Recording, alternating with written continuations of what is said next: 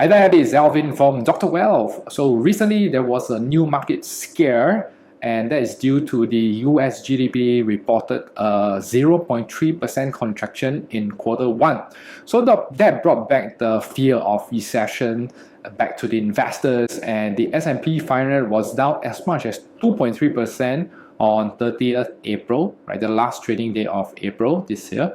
And that reflects the fear of investors, of course, right? They're dumping the US stocks once again.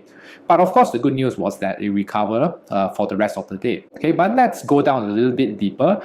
And I believe that this is a temporary issue, and it's not a problem that is going to be permanent or going to lead to a recession that is later down this year, right? So if we dive deeper into the GDP, you will realize that the contraction is caused by this very big negative for net exports. Okay, so what's going on here is that the US consumers are front-loading their purchases before the tariff kicks in, and that is because they want to save money, right? Because they don't want to pay on top of the product pricing plus all the tariffs that's going to be laid on them. So therefore, they bought a lot more and front-load these purchases. And that caused the imports to the US outweigh the exports from the US. And that's why you get a very big negative net export at the end of the day.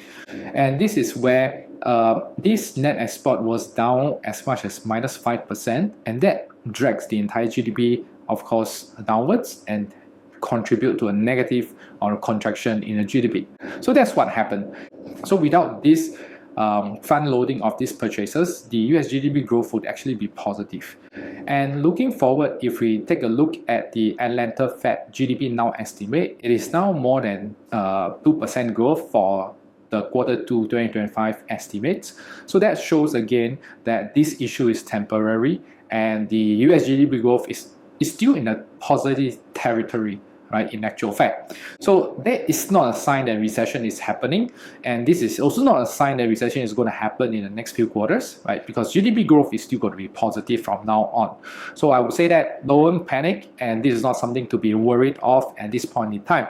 And we can see that the S&P 500 did recover well, right? So we covered all the entire drop in that single day, 30th April, and I believe that is because as investors digest the news, as they see that actually it's not that bad, it's not really a recession, it's just a temporary issue caused by front loading of purchases, and probably investors regain that confidence and build it up. And on the following day, 1st May 2025, the S&P 500 went up another 0.7%. So this has also proved that the market recovery remains intact, and Q1 GDP contraction for US is not something to be worried of.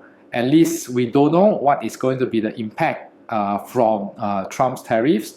There's still a lot of talks going on. There's no concrete resolution, right? There's no firm deals. There is just a lot of volatility in the market.